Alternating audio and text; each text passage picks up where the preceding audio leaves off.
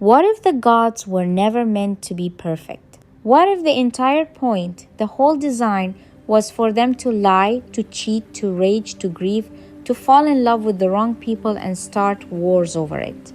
We have spent centuries reading Greek mythology as if the flaws of the gods were embarrassing accidents, as if the Greeks just had not evolved enough spiritually to imagine something better, as if Zeus cheating on Hera, or Ares storming off battlefields in a tantrum, or Aphrodite manipulating mortals like chess pieces, as if all of that were a sign of a primitive religion. But what if it was the opposite? What if the Greeks knew exactly what they were doing, and the flaws were the message? I am going to take you somewhere today, not to a lecture hall, not to a textbook. I want to take you to the moment a Greek farmer stood in a dusty field outside Athens around 500 years before the Common Era, looked up at a lightning-cracked sky and did not ask, "Why is my God perfect?" He asked, "Why does my God understand me?" That question, that one question, is what built one of the most psychologically sophisticated mythological systems the world has ever seen, and almost no one talks about it the way it deserves to be talked about. Stay with me. Welcome to First Beliefs. I am so glad you are here today, because this episode, this one, has been living in my mind for a long time. I am going to be honest with you. I grew up in a tradition that revered divine perfection. The idea that God could be anything less than complete, flawless, beyond human weakness, that was almost unthinkable. And I think many of you watching this carry that same framework, whether you grew up Muslim, Christian, Jewish, Zoroastrian, or somewhere else entirely on the spiritual spectrum. So when I first really sat down with Greek mythology, not the Disney version, not the Percy Jackson version, but the actual ancient texts, I was unsettled. I was genuinely unsettled by how human these gods were, how messy, how petty sometimes, how heartbreaking other times. And then something shifted, because I started asking a different question. Instead of asking, what is wrong with these gods? I started asking, what did the Greeks understand about the human soul that made them build their sacred world this way? And the answer I found, I think it is going to stay with you. Today, we are going to walk through the world of the ancient Greek gods, the Olympians, the Titans, the whole sacred landscape, and we are going to discover why their imperfection was not a flaw in the system. It was the system. Let us go back, way back. Before we can understand why the Greeks built flawed gods, we need to understand the world they were living in.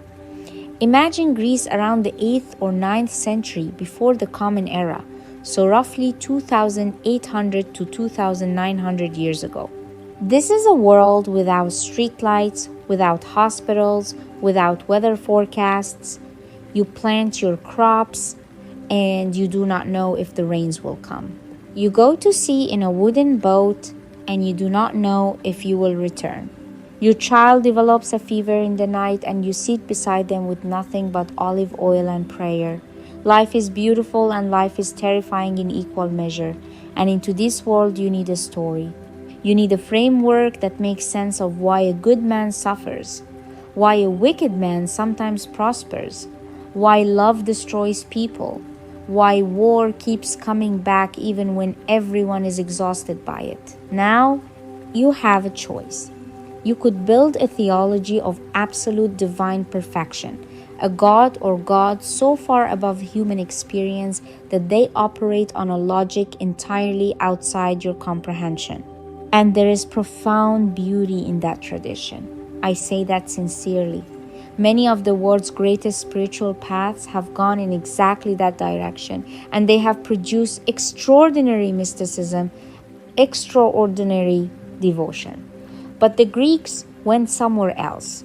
The Greeks looked at the messiness of the world, the contradictions, the passions, the moments when reason fails and desire wins. And they said, the divine is not apart from this. The divine is in this. And so they built gods who embodied it. The poet Hesiod, writing in roughly the 8th century before the Common Era, gave us the theogony, the birth story of the gods. And from the very first lines, there is chaos, literally. The word chaos in Greek, which we get our English word from, refers to the primordial void, the yawning emptiness before creation. And out of that chaos did not come order, not immediately. What came first was raw existence, Gaia, the earth, Tartarus, the deep abyss, Eros, desire itself. Notice that. Before the gods of reason, before the gods of law, before anything resembling civilization, the first sacred force to emerge, after the earth itself, was desire. The Greeks were telling you something from the very first chapter of their creation story. Desire is primordial. Desire is not a problem to be overcome. Desire is a fundamental cosmic force, and everything that follows in Greek mythology flows from that understanding. Now, let us meet the gods. Not the way a textbook introduces them. Not Zeus is the god of thunder, Poseidon is the god of the sea, Demeter is the god of the harvest. That kind of introduction misses the entire point. The Greeks did not organize their gods by their job titles. They organized them by their personalities, by the forces they embody, by the specific kind of human experience they represented. Let us start with Zeus. Zeus is the king of the Olympian gods. He wields lightning. He rules from Mount Olympus, which the ancient Greeks understood as the highest point between earth and sky, the meeting place of the human and the divine. In many ancient traditions, a king god would be a symbol of perfect order, absolute justice, untouchable righteousness. Zeus is not that. Zeus is brilliant and powerful and genuinely committed to cosmic order, but he is also manipulative. He is unfaithful to Hera with a frequency that would make most people's heads spin. He is sometimes cruel to those who defy him. He can be petty when challenged. He makes deals he later regrets. And here is what I want you to sit with for a moment. The Greeks knew all of this about Zeus, and they still worshipped him. They still brought him offerings. They still invoked his name in oaths, because an oath sworn by Zeus was the most serious oath a Greek could make. How do we hold those two things together? Here is how. The Greeks were not worshipping Zeus because he was morally perfect. They were worshipping Zeus because he was real, in the way that power is real. Because the experience of authority, of kings and fathers, and the structures of the world that carry enormous force and are also deeply, frustratingly flawed, that experience needed a divine mirror. Zeus was not the god of how power should be. Zeus was the god of how power is. And there is something almost radical about that. Because when you create a god who embodies how power actually operates in the world, with all its contradictions, you create a theology that can speak honestly to the human experience of living under power. Now, let us look at Hera. Hera is the queen of the gods, the goddess of marriage and of woman. She is Zeus's wife.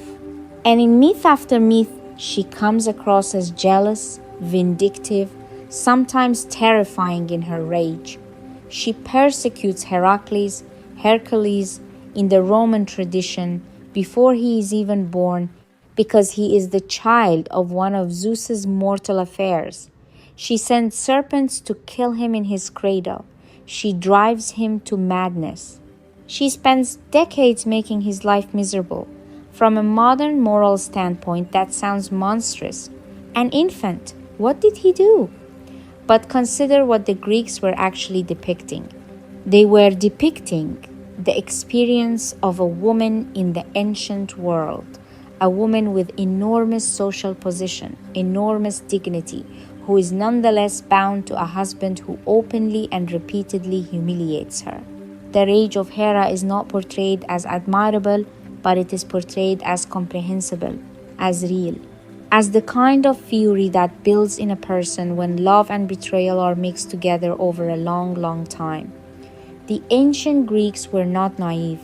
Women in their society had severely limited power. And yet their queen of the gods, the divine woman at the highest level of the cosmos, was not serene and forgiving. She was furious. She acted out that fury in ways that caused harm. That is not an accident. That is honesty.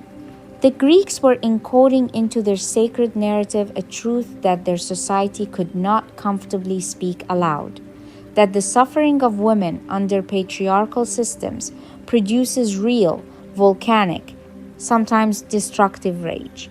And that rage is sacred too. It belongs in the cosmos. It cannot simply be dismissed. Let us talk about Ares. Ares is the god of war, and he is in many ways the most despised of the Olympians by the other gods themselves. In the Iliad, Homer has Zeus call him the most hateful of all the gods. Ares is violent, impulsive, and not particularly wise. He loves battle for its own sake, not for any higher strategic purpose. And this is fascinating when you consider that the Greeks were a civilization that spent an enormous amount of time at war. You might expect a warrior culture to have a magnificent, noble, beloved war god, the kind of divine champion who inspires glory, who makes war feel righteous and beautiful and worth dying for. Instead, the Greeks gave us Ares, chaotic, brutal, not especially liked even by the divine family he belongs to. Meanwhile, they gave the strategic, intelligent aspects of warfare to Athena, the goddess of wisdom. When a Greek general wanted divine guidance before a campaign, he was far more likely to pray to Athena than to Ares. Think about what that tells you about how the Greeks understood war. They split the concept apart. They separated the experience of war, the blood and the terror and the intoxicating violence, and the men who simply love to fight, from the wisdom that might make war serve some larger human purpose. And they made both of those things divine, both of them sacred, neither one pretending to be the other. Ares exists in the Greek cosmos not because the Greeks celebrated mindless violence. Ares exists because mindless violence is a real force in the world, and you cannot build an honest spiritual system while pretending it does not exist. This is so different from what we often expect religion to do. We often expect religion to elevate, to take the ugliest parts of human experience and transform them into something acceptable, something redeemed. And there are profound religious traditions that do exactly that, and beautifully. But the Greeks took a different approach. They said the ugly is also divine, not because ugliness is good, but because ugliness is real. And the divine, if it is going to be trustworthy at all, has to be able to hold the real. Now we have to talk about love, because Greek mythology is absolutely saturated with it, and not the tidy, comfortable kind. Aphrodite is the goddess of love, beauty, and desire. In one tradition, she was born from the sea foam that formed around the severed genitals of the Titan Uranus, thrown into the ocean by his own son, Kronos. It is a violent, strange origin for the goddess of love, and that strangeness is intentional. Love in the Greek cosmos is not gentle. It does not arrive softly and settle neatly into respectable arrangements. Love, Eros, was, remember, one of the primordial forces. It predates the Olympians entirely, Aphrodite channels something older than civilization, older than law, older than the structures humans built to manage and contain desire. And Aphrodite herself is not faithful. She is married to Hephaestus, the divine craftsman, who is lame and often depicted as physically plain by Olympian standards. And she famously has a long affair with Ares, the god of love with the god of war. The Greeks thought that pairing was worth dramatizing, worth turning into mythology. What were they saying? They were saying that love and violence are not opposites, that desire and destruction share a root, that the same force that makes a human being capable of transcendent tenderness also makes them capable of terrible jealousy, of obsession, of choices that tear apart everything they have built. There is a myth about Aphrodite and a mortal man named Anchises. She falls in love with him, sleeps with him, and from that union is born a son named Aeneas, who will eventually become one of the heroes of Troy and whose descendants in the Roman tradition will found the city of Rome itself. The whole trajectory of Western civilization in one mythological thread begins with a goddess surrendering to desire for a mortal man. That is not an embarrassing footnote. That is a theological statement. Desire, even when it crosses sacred boundaries, even when it defies what is expected, can be generative, can produce something world-changing. Now, let us stay with the love stories for a moment, because some of them are among the most heartbreaking things in ancient literature. Apollo, the god of the sun, of music, of poetry, of prophecy and healing, is also the god of a particular kind of tragic love. He falls in love with Hyacinthus, a beautiful Spartan youth. They spend their days together, playing discus. And one afternoon, Zephyrus, the west wind, who is also in love with Hyacinthus and furiously jealous, deflects Apollo's discus. It strikes Hyacinthus. The young man dies in Apollo's arms. Apollo, the god of healing, cannot save him. Apollo, the god of prophecy, did not foresee this. And Apollo, the sun god, is devastated. He transforms Hyacinthus' blood into a flower, the hyacinth, so that his name will never be forgotten.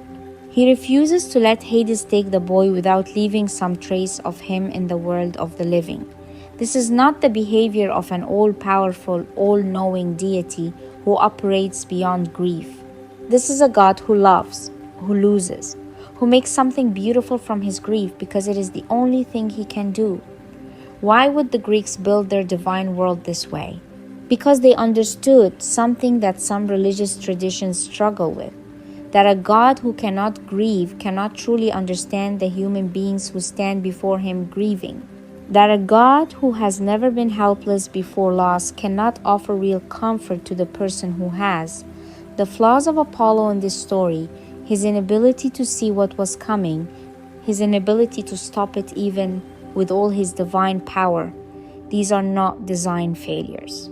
These are the very things that make Apollo capable of being a god that a grieving human being can actually speak to.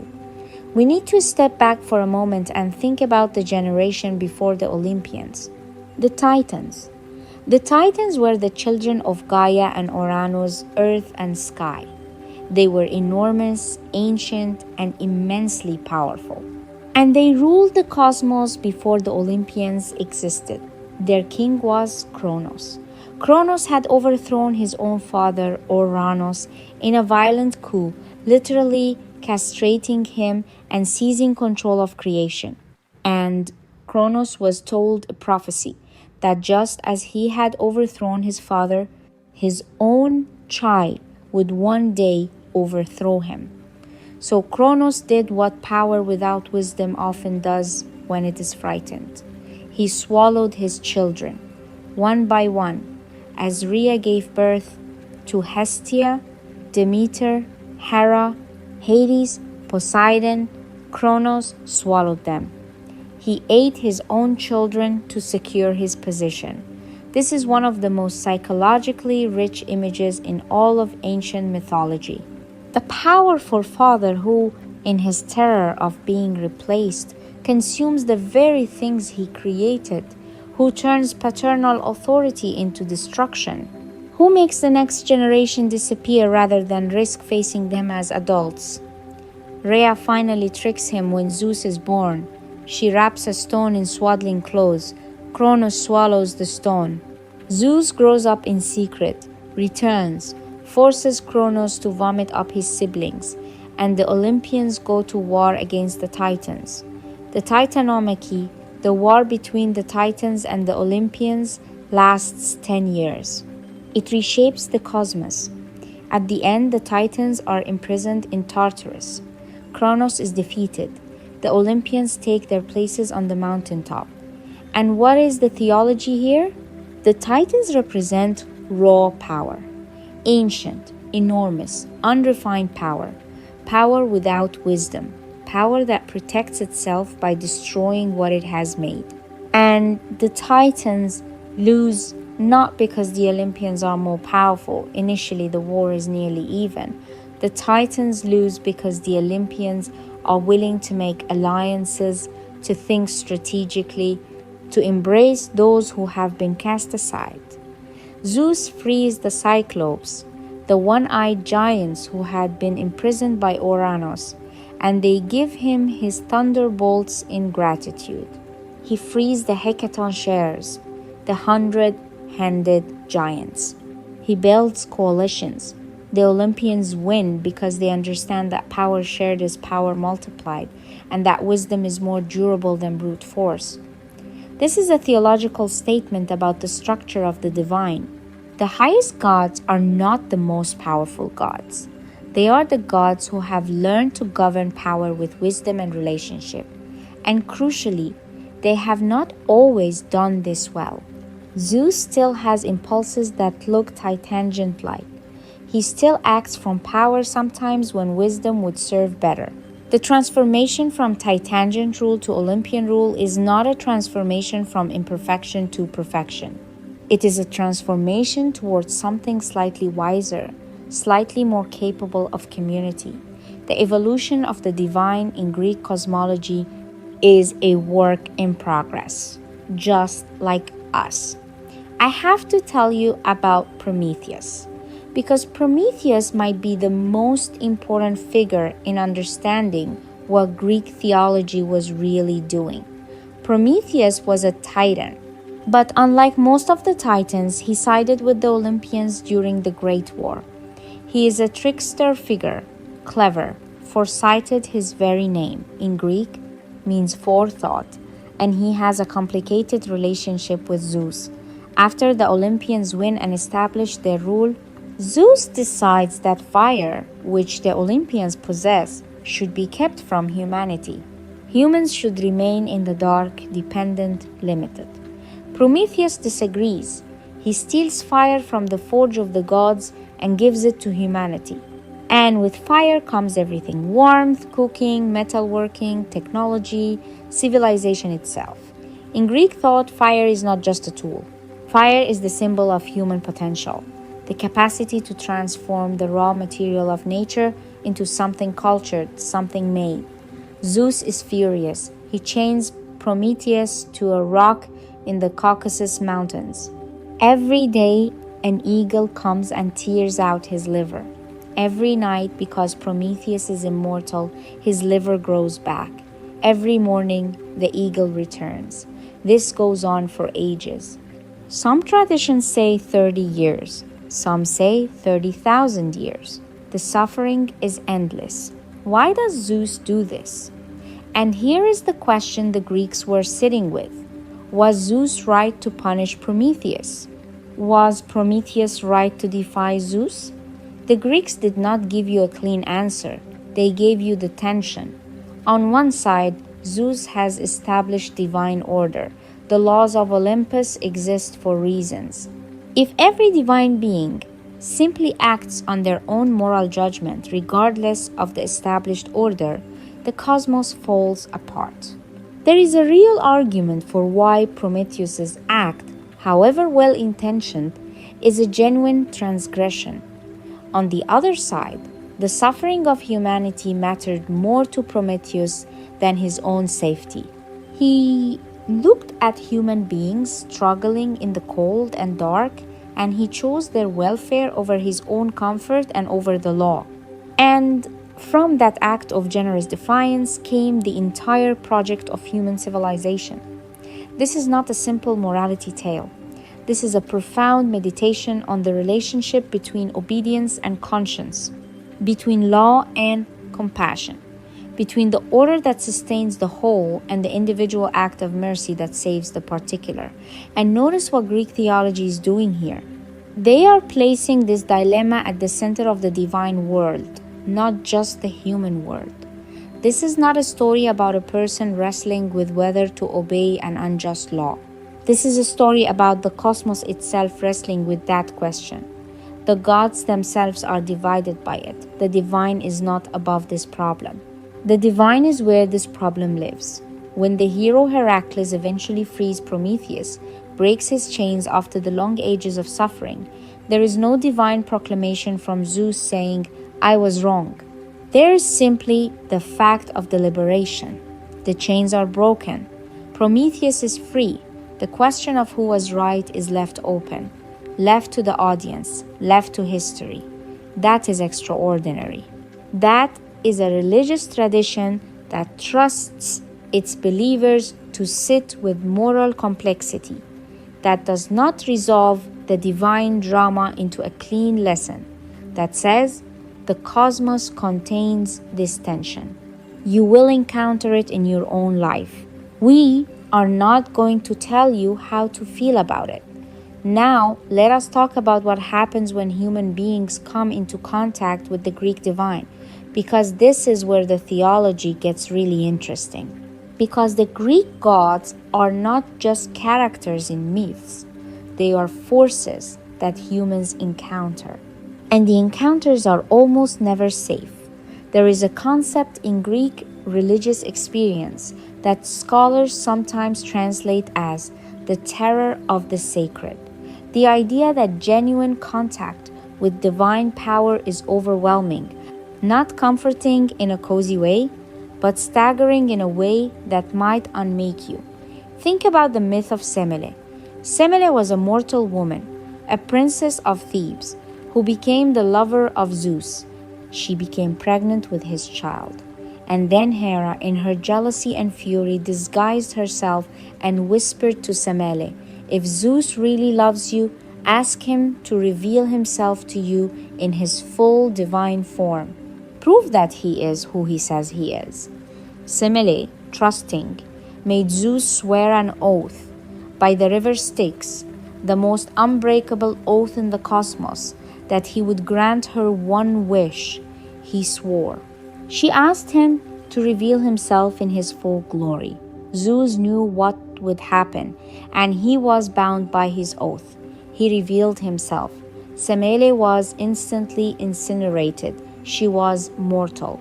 The full, unfiltered presence of the divine was simply more than a human body could contain. Zeus saved the child from her womb, the child who would become Dionysus, by sewing him into his own thigh until he was ready to be born. Dionysus, the god of wine and ecstasy and theater, born twice, once from a mortal woman, destroyed by her encounter with the divine, and once from the body of a god. What is the theology here? The Greeks were saying the divine is not scaled to human capacity. The full reality of the sacred is more than humans can hold and survive. What the gods give us through myth, through ritual, through the filtered experience of religion is not the thing itself. It is an accommodation, a shaped, softened, human-sized version of something that in its fullness would destroy us. That is not a limitation of the gods. That is an act of mercy.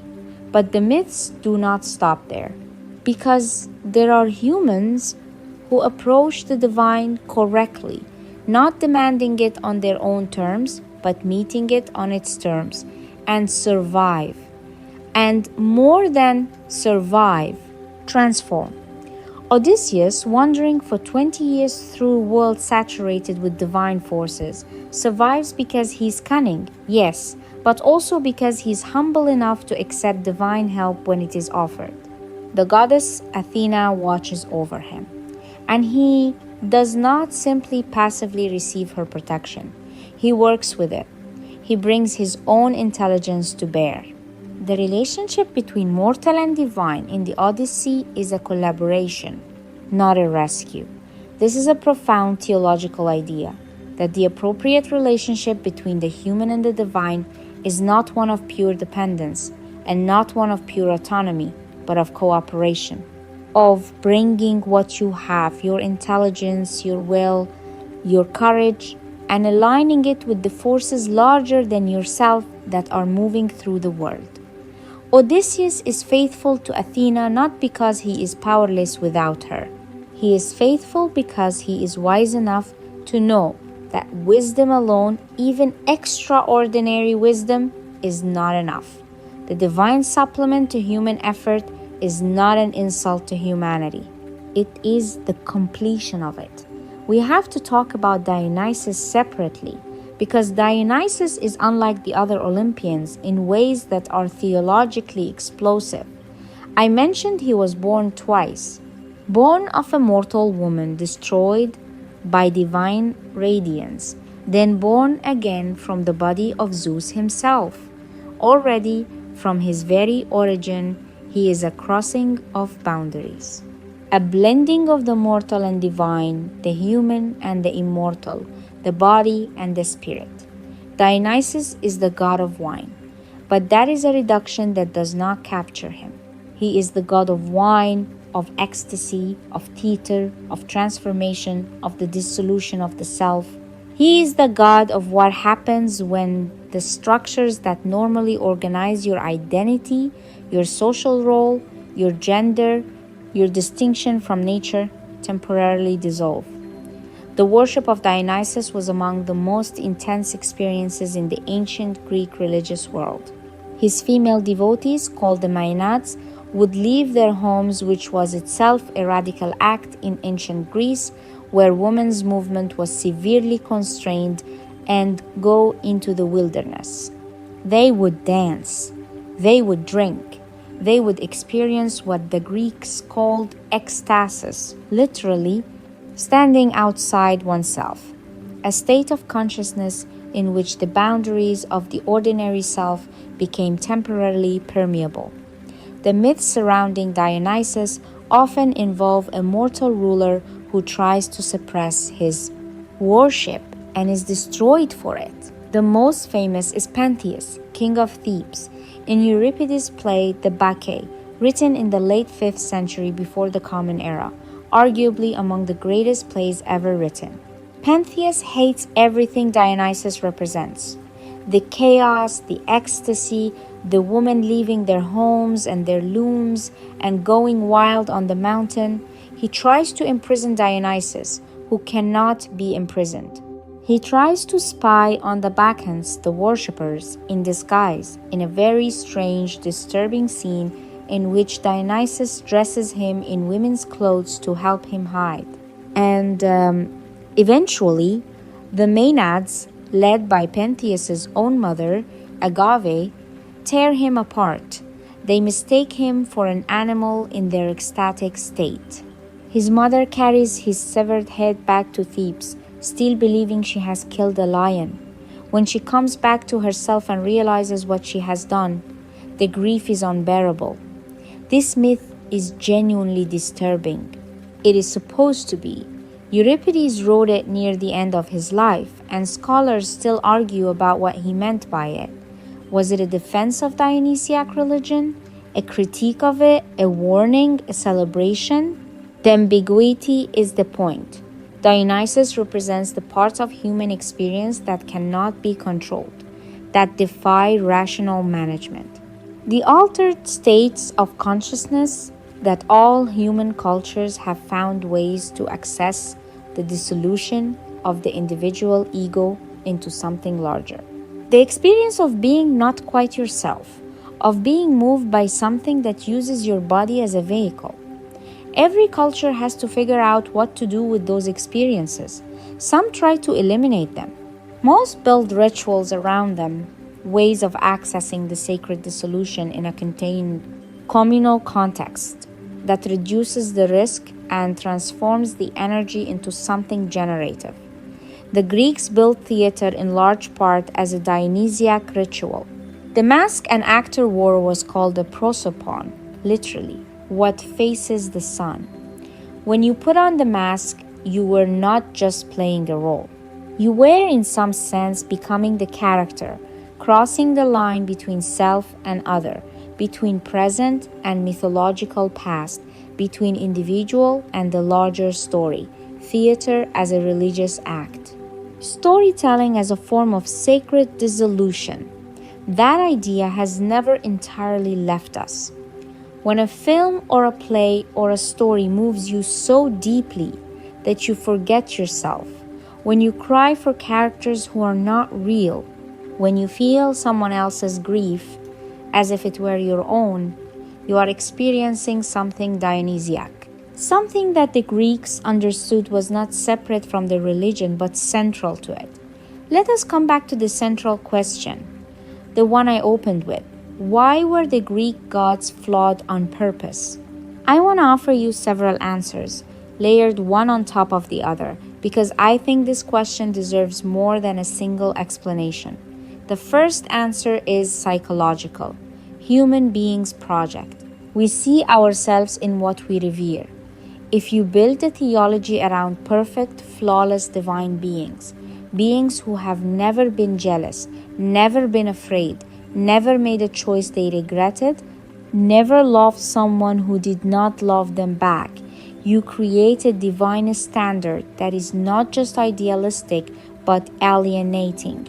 The danger of divine perfection, psychologically, is that it makes human imperfection feel categorically different from the divine.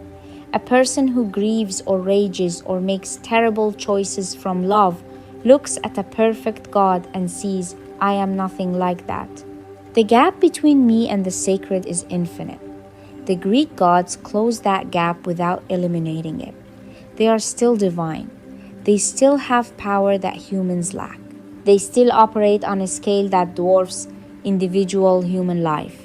But the experience of being jealous, of loving badly, of acting from pride or fear or desire, those experiences are shared. The divine is not beyond the human. The divine is a higher octave of it. This is the first reason the flaws were necessary. They made the gods accessible. Not in a comfortable, domesticated way. We have seen that the gods could be terrifying, but in a way that allowed genuine relationship. You can pray to a god who has grieved. You cannot really pray to a god who cannot comprehend what grief is. The second answer is moral. A perfect deity is very difficult to argue with. If God is perfect, then whatever God ordains is by definition right, and the human being's role is simply to comply. That is not a morally trivial position. There are deep and sophisticated traditions that take it seriously, but it forecloses a certain kind of moral development. The Greeks built a divine world in which the gods themselves are sometimes wrong, sometimes unjust, and mortal human beings, Achilles arguing with his superiors, Antigone defying Creon's law to honor her brother's burial, Socrates refusing to stop questioning even when told his life depends on it. These mortals are capable of moral clarity that the gods sometimes lack. That is a stunning theological position. The human being is not simply the recipient of divine morality. The human being is a participant in moral reasoning alongside the divine. Sometimes the human being sees something the divine has missed. This is not a rejection of the sacred. It is an elevation of the human to a level of genuine moral agency. It says, you are not just a subject of the divine order. You are a moral being with real standing, and the cosmos takes your moral reasoning seriously. The third answer is cosmological. The Greeks understood that the world is not, in fact, perfectly ordered. Bad things happen to good people. Good things happen to bad people. Injustice is real and persistent. Natural disaster does not discriminate. Disease does not ask about your virtue before taking your children. A perfectly ordered, perfectly just divine cosmos would need to explain all of that. It would need to have an answer for why the virtuous farmers' crops failed while the dishonest merchants prospered. Every theological tradition grapples with this, what scholars call theodicy, the problem of evil within a framework of divine goodness. The Greeks sidestepped the most painful version of this problem by building a cosmos in which the divine is itself partially disordered. The gods have conflicts. Their agendas contradict each other.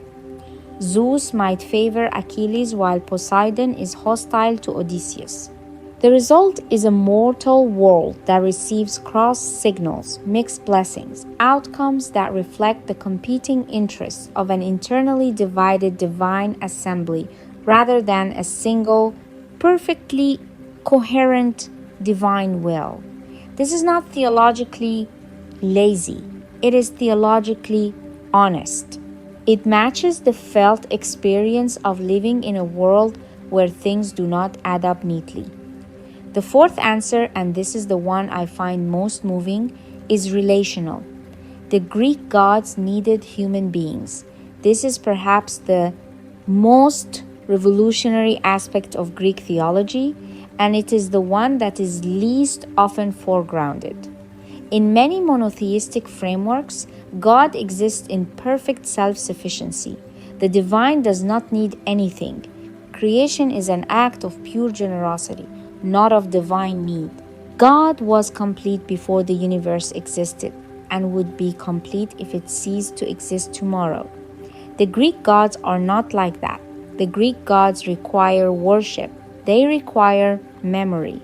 They require mortals to tell their stories, to perform their rituals, to speak their names. Without human attention, the gods diminish. A God whose worship ceases to exist, in some sense, ceases to fully exist.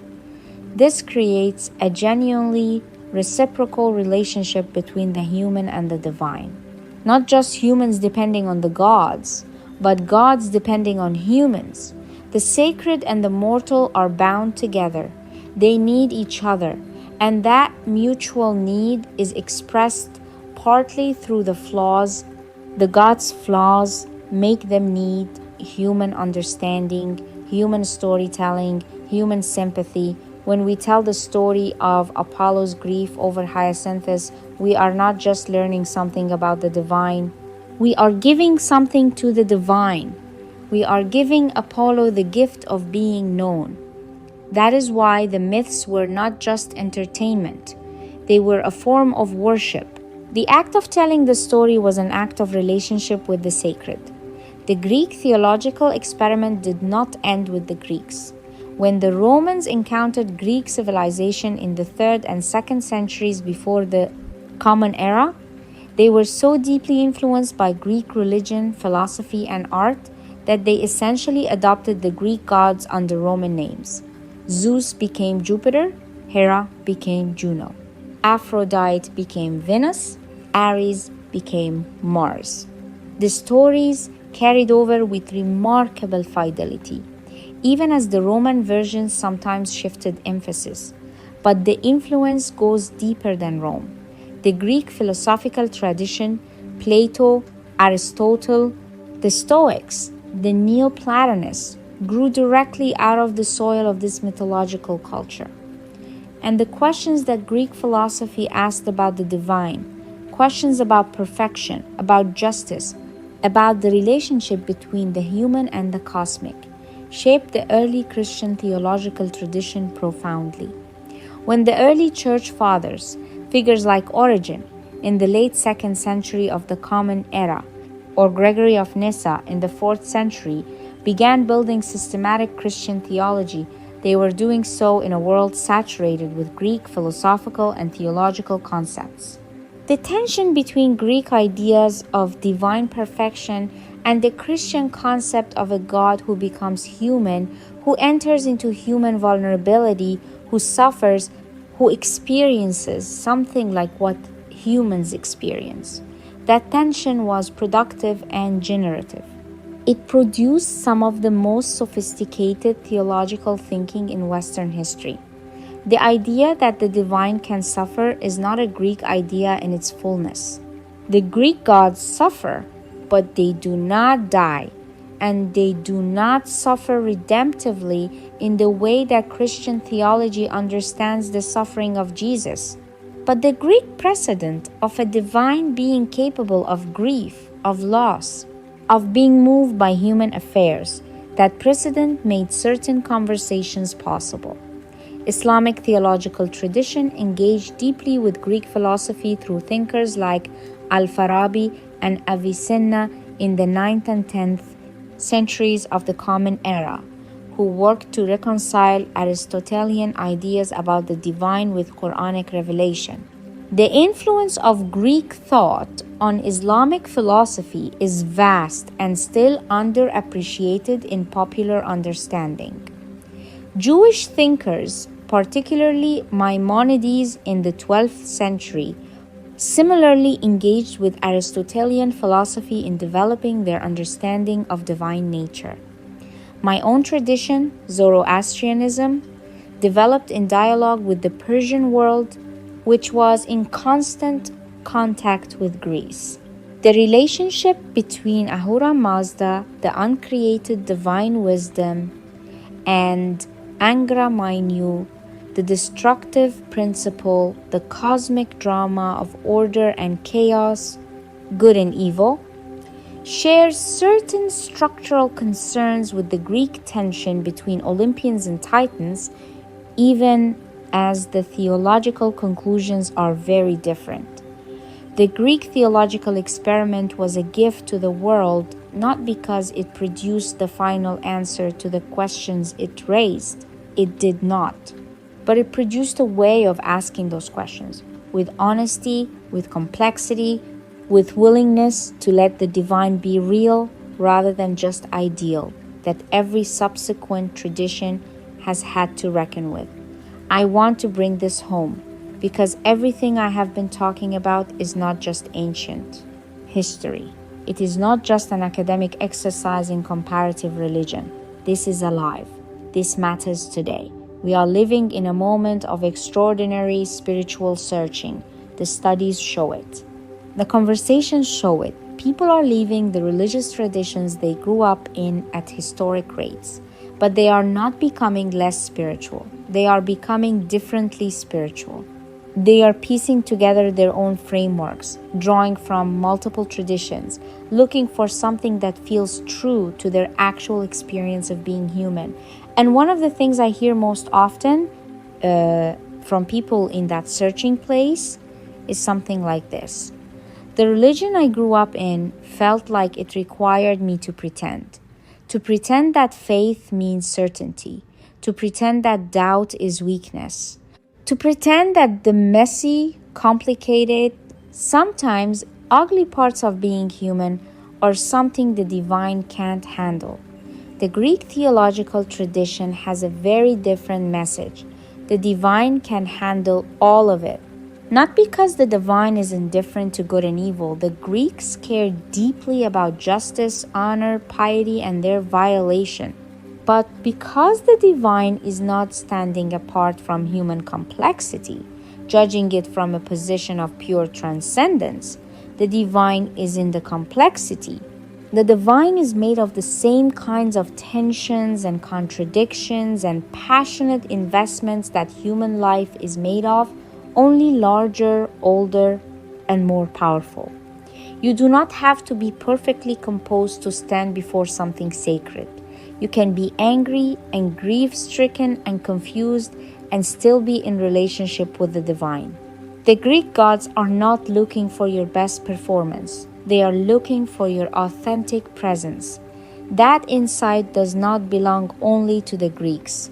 Versions of it appear in the mystic traditions of many religions, in Sufi Islam, in Kabbalah, in certain forms of Christian mysticism, in Bhakti devotion, in the Hindu tradition. The idea that the divine wants you, not your performance of yourself. That authenticity is sacred, but the Greeks put it at the structural center of their theology in a way that is unusually visible and unusually honest. And for that honesty, I think we owe them more than we typically give them. The next time you encounter a story about Zeus's infidelity or Hera's rage or Achilles' wounded pride bringing destruction to thousands, do not read it as evidence that these people had not figured out what religion was supposed to be. Read it as evidence that they had figured out something we sometimes forget. That the sacred is not where we go to escape the truth of human experience. The sacred is where we go to find it recognized, held, and ultimately redeemed. Before I bring this fully to a close, I want to take you to one place, Delphi. Delphi was the most sacred site in the ancient Greek world. It sat on the slopes of Mount Parnassus in the mountains of central Greece, and it was believed to be the navel of the world, the exact center of the earth, where a sacred stone, the omphalos, marked the meeting point of two eagles released from opposite ends of the cosmos by Zeus to find the center. At Delphi was the oracle of Apollo, the Pythia, a woman who served as the mouthpiece of the god. Kings and generals and ordinary people came from across the ancient world to ask her questions. The fate of wars, the founding of cities, the outcome of personal decisions of the gravest consequence, these were brought to Delphi, placed before the god, and answered. And the answers were famously ambiguous. The Lydian king Croesus, one of the wealthiest men in the ancient world, living in what is now Turkey, asked the oracle whether he should go to war against the Persian Empire under Cyrus the Great. The oracle told him, "If you cross the river Halys, you will destroy a great empire." Croesus was delighted. He went to war. He crossed the river. He was defeated. He lost his own empire. He had destroyed a great empire just as the oracle predicted. His own. This story is told again and again in antiquity, and usually with a laugh. The joke is on Croesus for misreading the oracle. But I think there is something deeper going on. The oracle at Delphi was the voice of a god who, we have established, is not omniscient in the way that many modern conceptions of God are omniscient. Apollo cannot see everything. He cannot guarantee every outcome. What he can do, what the oracle at Delphi offered, was a glimpse into the underlying structure of things, a moment of contact with the larger patterns of the cosmos. And those patterns are genuinely ambiguous. The cosmos does not announce its intentions clearly.